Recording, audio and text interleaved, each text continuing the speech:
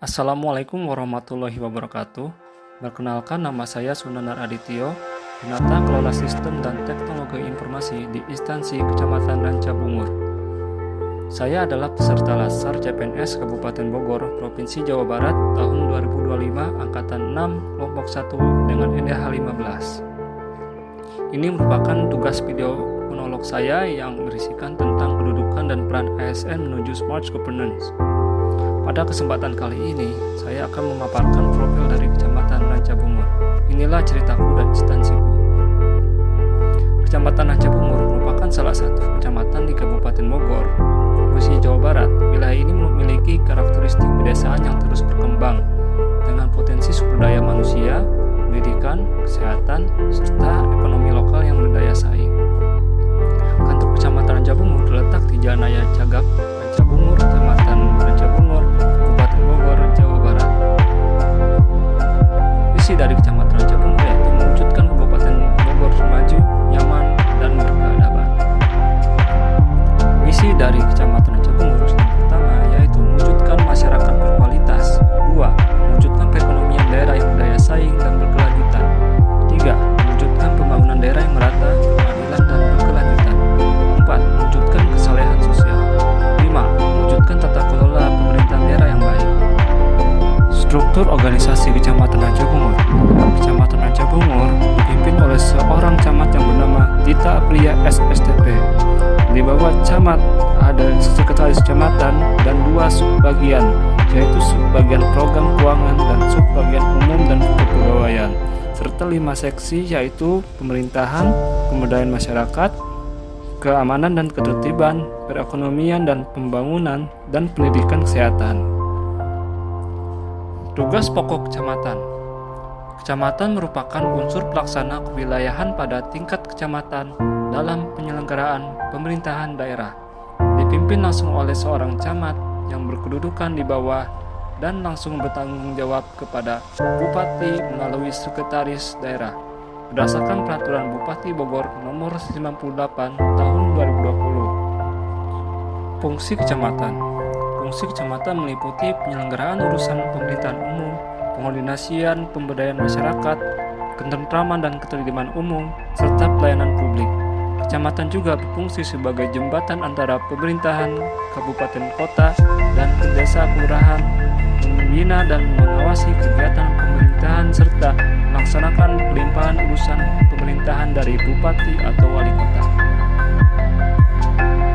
Tugas penata kelola sistem dan teknologi informasi tertuang pada Permenpan RB nomor 17 tahun 2023. Yang pertama, perencanaan dan pengembangan sistem teknologi informasi, yaitu merencanakan, mengembangkan, dan mengelola sistem informasi serta infrastruktur teknologi informasi untuk mendukung operasional dan pengambilan keputusan organisasi.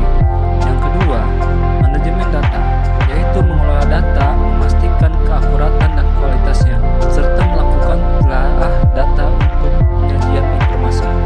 Tiga, keamanan dan kepatuhan teknologi informasi, yaitu memastikan kepatuhan terhadap regulasi teknologi informasi, keamanan cyber, dan manajemen risiko teknologi informasi. Yang keempat, manajemen proyek dan layanan teknologi informasi, yaitu mengelola proyek teknologi informasi, manajemen perubahan teknologi informasi, dan manajemen layanan teknologi informasi dalam suatu organisasi. Pelayanan yang diberikan.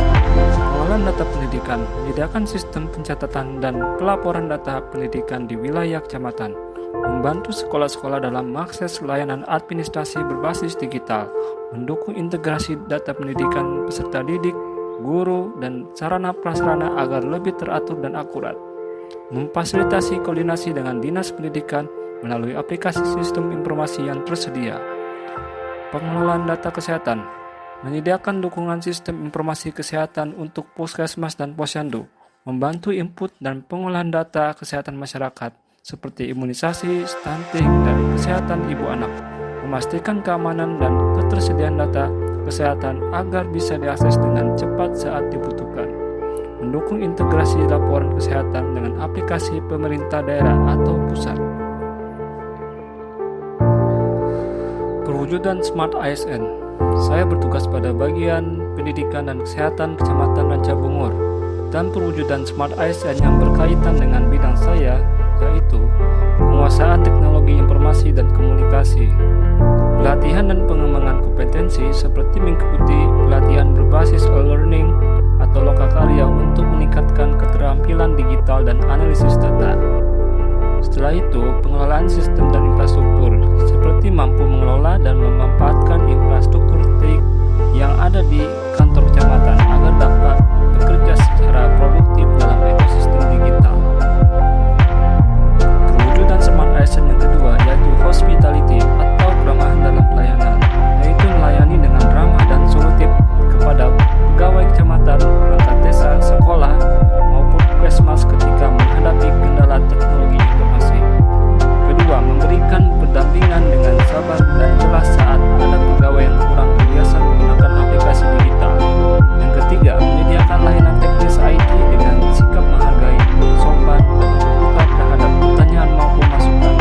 Yang keempat, menciptakan suasana kerja yang nyaman, inklusif, dan suportif sehingga semua pihak merasa terbantu.